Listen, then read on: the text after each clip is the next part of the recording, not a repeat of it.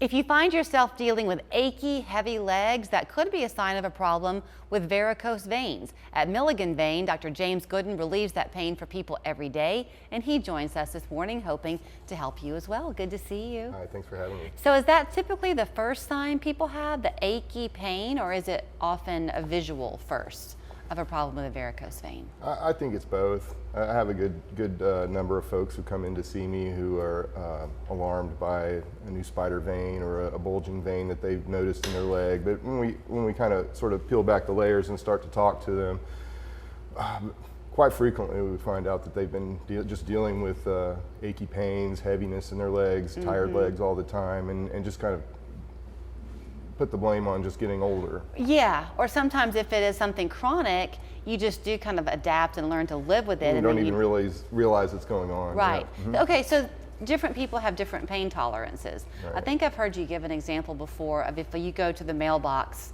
and by the time you get back into the house again, you're kind of tired. That could be a good sign. Definitely could be a good sign.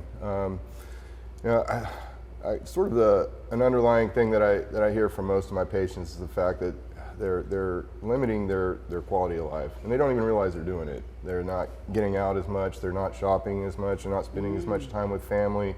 This year, coming into the last part of the year and the holidays, a lot of people sort of come to the realization that I can't quite get around as well as I used to. And yeah. It might be a good time to come in and get your legs checked out. Okay, so first of all, what does it look like to quote get your legs checked out? What are you doing? So we do go through a process. You don't come and see me on day one and we just fix everything. So you come in for just a consultation and I get to know you, you get to know me. We talk, I give it a little 5-minute science lesson on what vein disease is all about, and we talk about how we can fix these things. Obviously we do an exam, make sure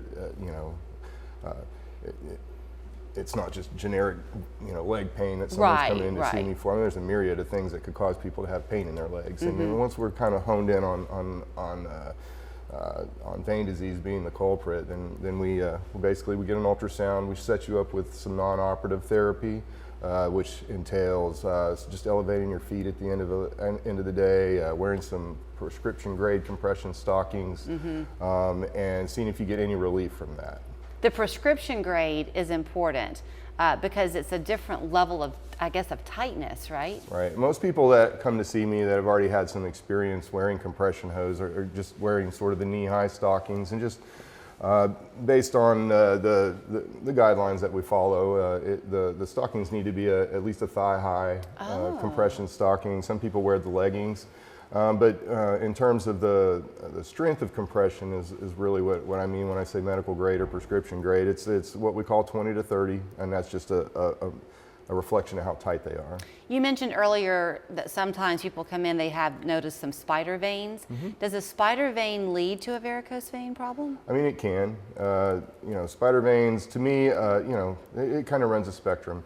And you can have just a run-of-the-mill spider vein that can pop up in someone that doesn't have what we would really consider treatable underlying disease, and then on the other hand, it's frequently just a red flag that there are some bigger issues under beyond what we can see with our eyes. So besides the achy, heavy feeling in your legs, it can lead to much greater health problems, right? Because that's essentially a clot that could. Well, it can, and there's. Yes, poor venous circulation can put you at risk for blood clots. It can, over time, there's two issues going on with vein disease. There's too much pressure in the veins, and there's a source of inflammation. And that inflammation, chronically over time, will damage the tissue in your legs. It will cause the skin to turn color, and ultimately can lead to chronic wounds and ulcers that just spontaneously occur. Are they typically hereditary? Is it a genetic condition, or do lifestyle issues affected? The biggest risk factor is genetics. Folks who get vein disease basically have just genes for stretchier veins than folks who don't. And then there's also the lifestyle, environmental factors, injuries, having had previous surgery.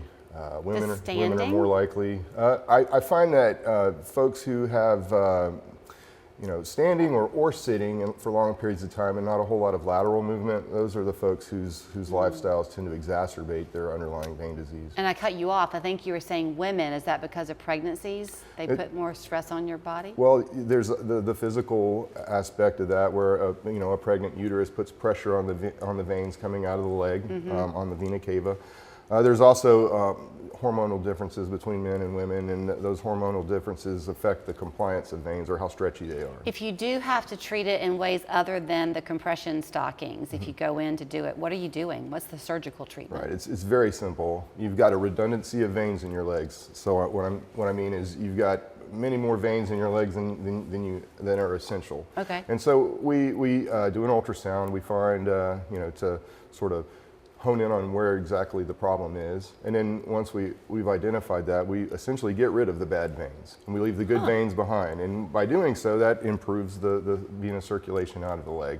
Getting rid of the vein is a much less invasive process than it used to be. So you actually remove the vein, or you just tie it off? A little bit of a figure of speech. So what we do is mostly we do some of that, but the majority of what we do is what we call endovenous surgery. So these are procedures where we run a catheter through the vein and basically kill the vein from the inside. Huh. So and is it like a day surgery? You just go home? It's usually you're in and out of my office in an hour. And do they tend to occur more in the calf area, or do you have them in your thigh as well? It can involve the entire leg. People's symptoms tend to be more prominent in the lower aspect of the leg, and that's probably just due to the fact that of gravity. Right. And Just a quick question. Does it tend to happen on both legs, or if you're not properly aligned, if you have back issues, can that put more strain on one side of your body than another? Well, there are some underlying medical conditions that come to mind. That can cause you to have asymmetrical presentation of this. Basically have a normal looking leg on one side, and often May-Thurner syndrome, for instance, where you've got sort of a bottleneck in the venous flow on the left side, and it causes you to have a fairly significant varicose vein disease on that side, while the other side looks fairly normal. Okay. All the things you learn when you talk to the doctor who's here with us in the studio, you can talk to him as well. It's Milligan Vein. They have 2 locations in Cleveland and then also up in Athens, right? We have a office in Cleveland, Knoxville, Crossville, and Morristown. Okay, I had it wrong. Cleveland's the closest one. That's where you go to find him. 961-5682. Online, it's milliganvein.com. Thanks for the education. Thanks for having me, Julie.